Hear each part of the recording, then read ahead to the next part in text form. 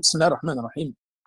إن الحمد لله نحمده ونستعينه ونستغفره ونعوذ بالله من شرور أنفسنا ومن سيئات أعمالنا من يهده الله فلا مضل له ومن يضلل فلا هادي له وأشهد أن لا إله إلا الله وحده لا شريك له وأشهد أن محمدا عبده ورسوله أما بعد. Donc nouveau cours dans Minhaj Salikin, toujours dans Kitab al-Buyu'. Bab al-Ariya wal-Wadi'a. Donc ici le Cheikh Abdelrahman bin Nasser al-Sa'di, il a compilé 2 chapitres en un. Nous allons voir, ce sont 2 chapitres qui sont assez faciles, où il n'y a pas beaucoup de masaïl qui sont évoqués dans ce chapitre. C'est le prêt et le dépôt. Donc le prêt et le dépôt. Ensuite, il ne va rester plus que 3 chapitres, Inch'Allah. Al-Shuf'a, Al-Waqf, Al-Hiba wa Al-Atiyya. Donc il ne va rester que 3 chapitres. Et ensuite, nous aurons fini, Alhamdulillah, Kitab al-Buyu'. Donc Al-Ariya, il a commencé par Al-Ariya, Ibahatul Manafi'. Donc Al-Ariya, la définition c'est quoi? C'est le fait de prêter. Donc c'est un prêt. Le prêt c'est quoi? Ça consiste à autrui de tirer profit du bien prêté. Donc هذه هي العارية.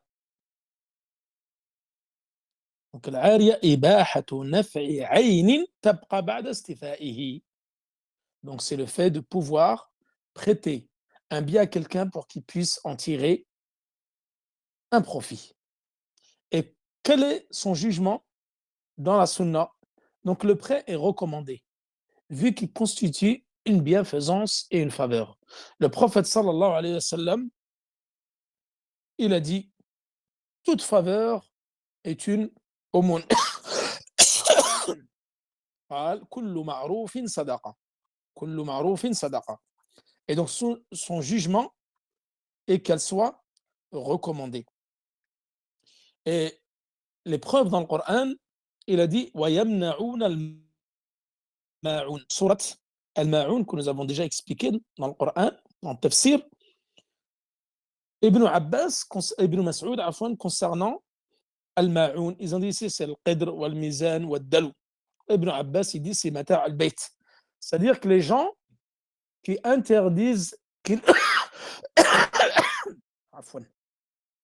ne voulaient pas prêter les ustensiles des maisons. Donc à l'époque, lorsque cette sourate a été révélée, elle concernait par exemple des gens qui ne voulaient pas prêter.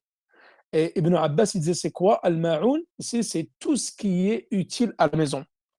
Fourchette, un couteau, une cuillère, une marmite, une casserole, une poêle, etc.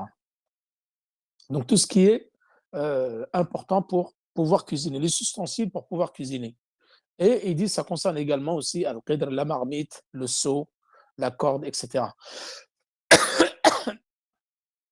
Et il y a également, parmi les preuves dans le Coran, وَتَعَاوَنُوا عَلَى الْبِرِّ وَالتَّقْوَى. Entraidez-vous dans le bien, dans le bien et dans la piété d'Allah subhanahu wa ta'ala.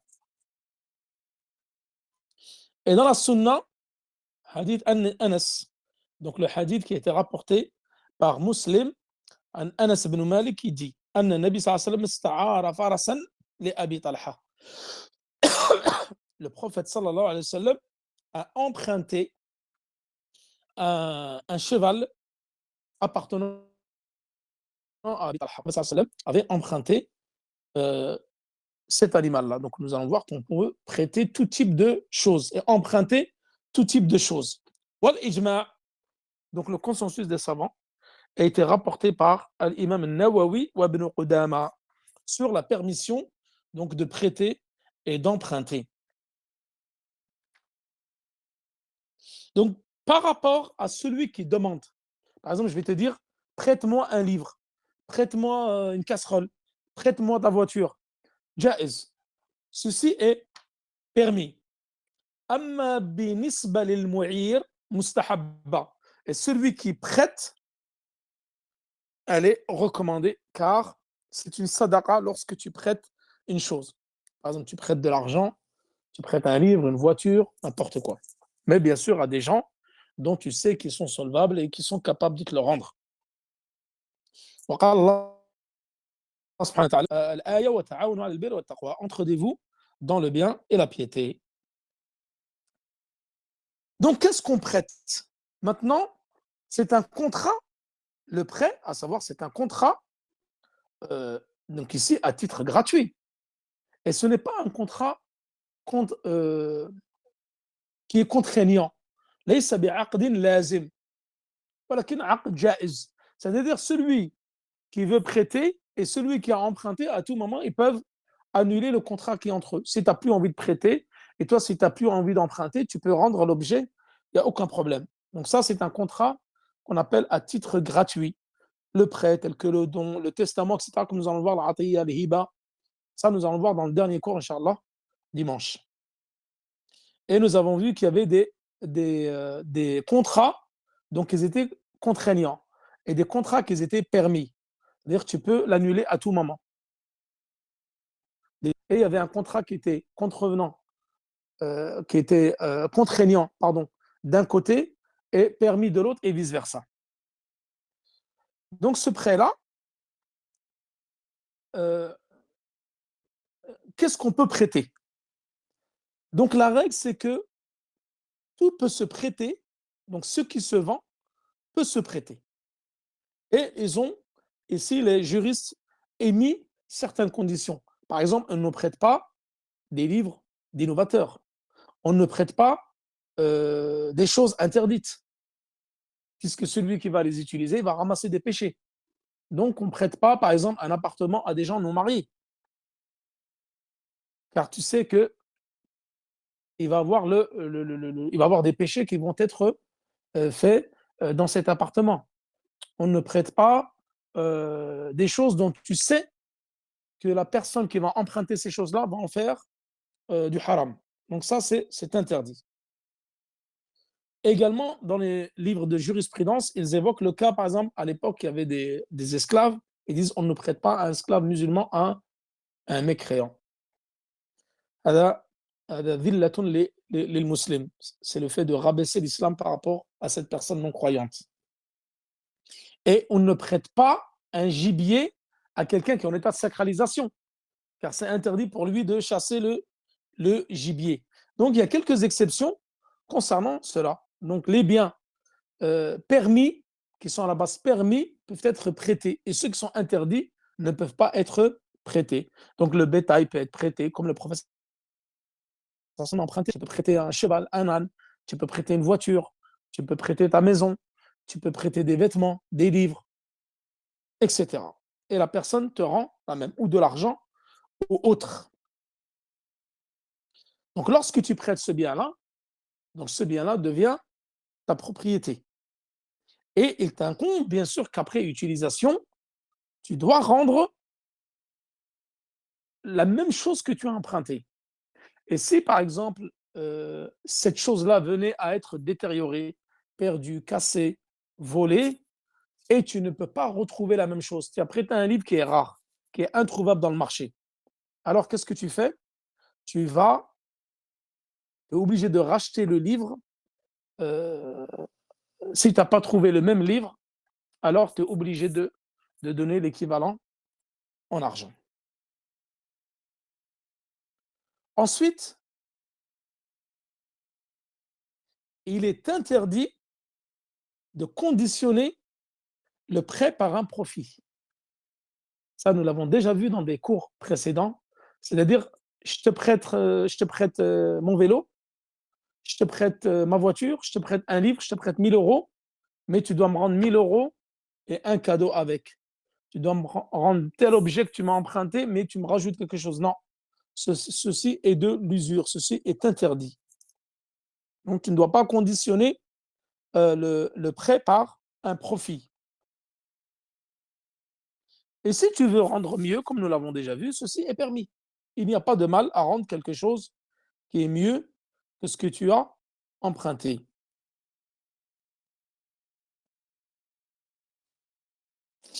Donc, si c'est la même chose, arrive à le même objet emprunté, tu l'as toujours, donc tu le rends. Et si c'est donc tu n'as pas pu rendre pour différentes raisons, alors tu dois en donner le prix.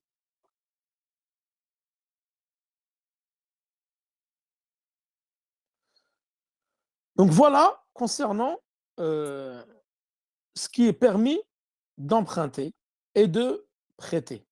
Et nous avons vu donc ce qui était interdit, tels que des instruments de musique, tels que de, des instruments pour jouer de la musique ou de la musique, des livres d'innovateurs, un appartement où tu sais que les deux personnes qui vont t'emprunter ne sont pas mariées, etc. Ensuite, concernant la garantie, est-ce que la personne à qui tu as prêté cet objet-là est responsable? Oui. Donc, les savants disent que l'emprunteur donc est garant de l'objet emprunté.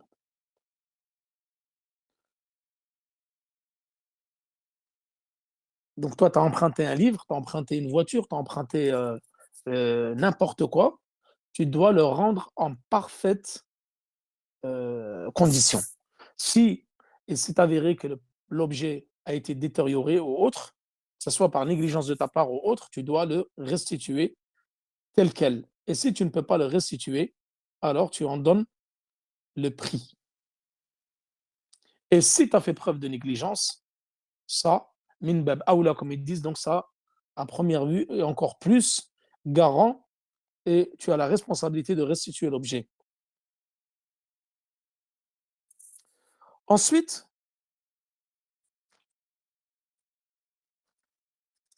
nous allons passer à euh, la deuxième partie qui est al-wadi'a. Donc, al-wadi'a, c'est quoi? C'est le dépôt.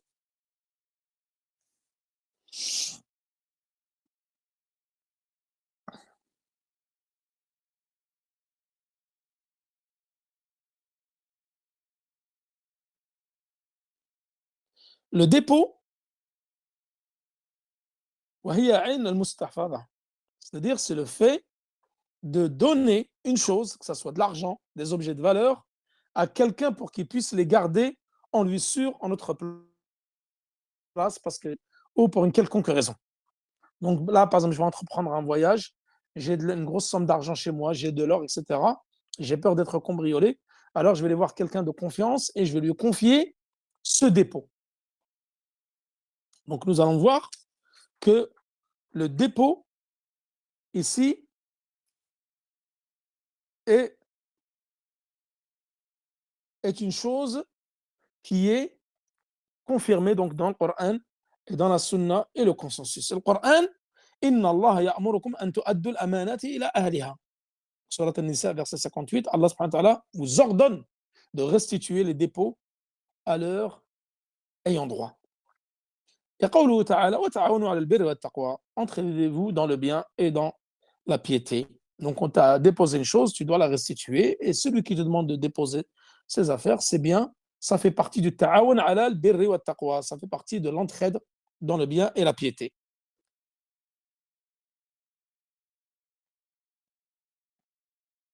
Et également, hadith de Aïcha, lorsque le prophète sallallahu alayhi wa sallam a fait la hijra avec Abu Bakr as-Siddiq, il a ordonné à Ali qu'il reste derrière lui et qu'il restitue les choses qu'il avait empruntées auprès des gens. Donc il avait déposé les choses auprès des gens pour que Ali puisse les récupérer ou restituer ce qui a été euh, emprunté. C'est-à-dire que le prophète sallallahu alayhi wa sallam avait laissé des objets auprès d'Ali et il a dit de les déposer auprès de certaines personnes. Et donc le consensus également, les savants sont unanimes sur le caractère légiféré du dépôt. Par rapport, le jugement par rapport à celui qui dépose,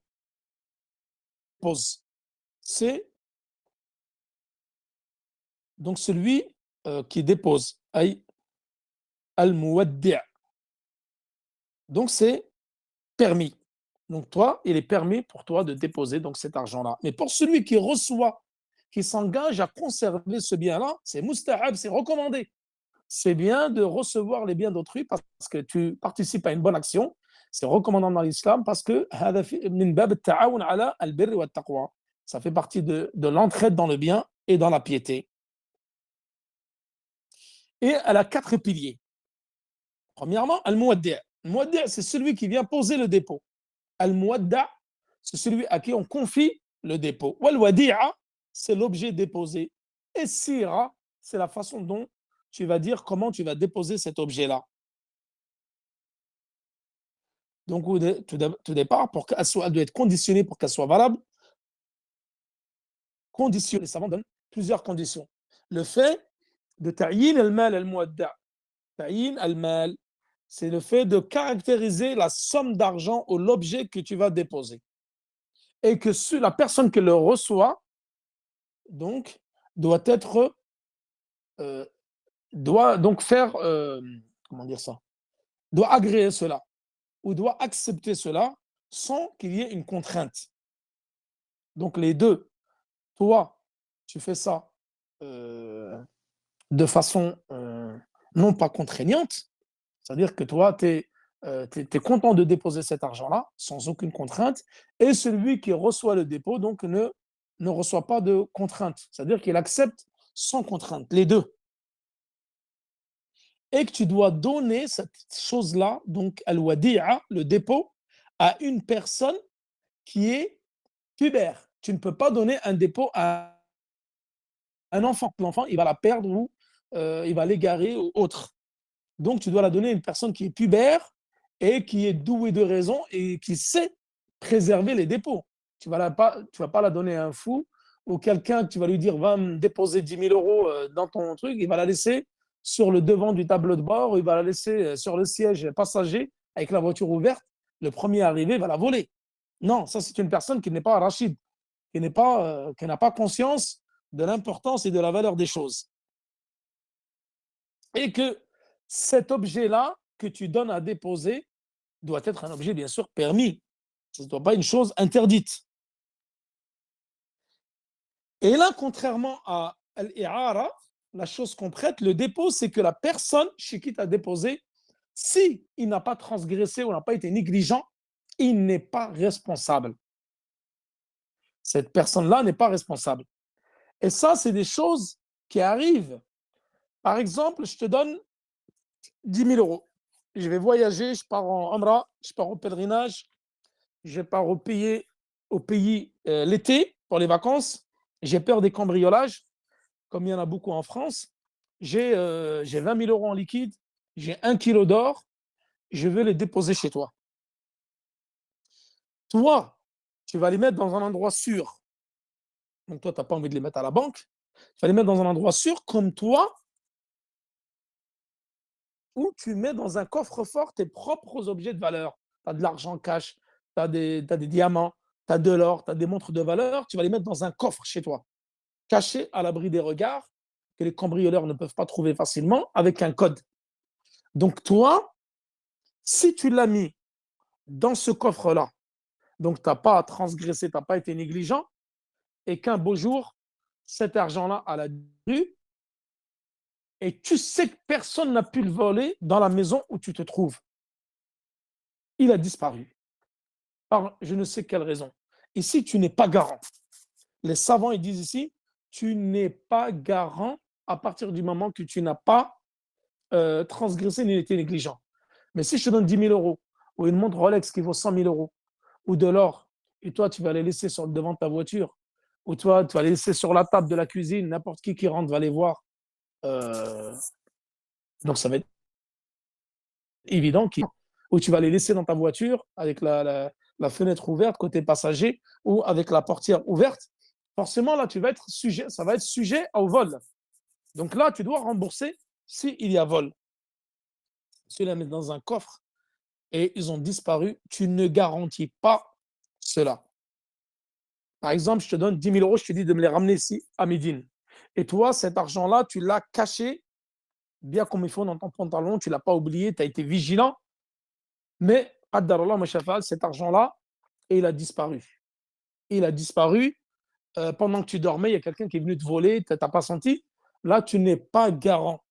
Tu n'es pas garant de cette somme-là, puisque tu n'as pas été négligent, ni tu as transgressé. C'est pas, tu as mis l'argent en apparence sur ta sacoche et tu l'as laissé, les gens ils peuvent le voler facilement. Non, tu as vraiment t'as essayé de le garder bien comme il faut, à l'abri de regard, pas de façon ostentatoire, mais la somme a été perdue. Ici, les savants disent que tu ne garantis pas. Tu ne garantis pas si tu n'as pas été négligent, ni tu as transgressé concernant ce que tu as reçu. Donc ici, il n'y a pas de garantie. Donc tous les savants sont unanimes sur le fait que le dépositaire, donc il conserve les dépôts chez lui de la bonne manière, comme il le ferait pour ses propres biens, il n'est pas responsable si demain le dépôt en question a été volé d'être. Par contre, s'il y a transgression, négligence ou autre, alors là, tu es responsable de ce dépôt qui a été perdu, volé, endommagé ou autre.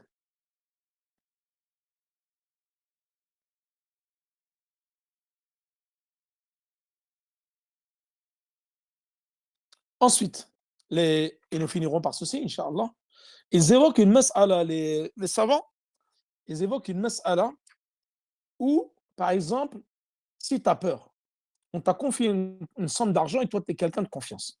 Toi-même, tu as déjà un coffre chez toi où tu entreposes les objets de valeur. Tu as peur. Ou tu vas voyager, toi-même, tu vas voyager. Donc là, il convient de rendre le dépôt à son propriétaire par précaution. Donc ici, ils disent, tu peux là, tu peux voyager et tu sais qu'avec toi, tu peux par exemple avoir un coffre ou un objet où ils sont en sécurité, que personne ne peut voler la baisse. Donc là, si la personne elle est absente et tu ne peux pas lui rendre ce dépôt-là, donc tu peux l'emporter avec toi pendant ton voyage à condition qu'il n'y a aucun risque de perte ou de vol. Sinon, tu peux, toi, la déposer chez quelqu'un de confiance.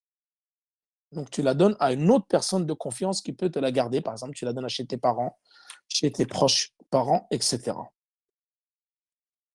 Et le jour où tu vas la rendre, donc le jour où il va rendre le dépôt à son propriétaire, on accepte sa parole. Donc, s'il y a une divergence entre les deux, et il y en a un qui disent que tu m'as rendu, non, tu ne m'as pas rendu la somme exactement que je t'ai donnée. Si, tu m'avais laissé 80 000 euros, je t'ai rendu 80 000 euros, et le propriétaire, non, il dit, non, je t'avais donné 100 000. Là, on prend la parole de celui à qui a reçu le dépôt. Comme toi, pourquoi? Parce qu'ils disent que les savants, tu lui as fait confiance la première fois. Donc, c'est une yad amina. C'est quelqu'un de confiance, puisque tu lui as confié ton argent. Donc, le jour où tu l'as restitué, on prend sa parole en jeu parce que c'était quelqu'un de confiance. C'est peut-être toi qui ne te souviens pas de la somme ou qui veut demander plus, etc. Donc voilà, concernant donc le dépôt.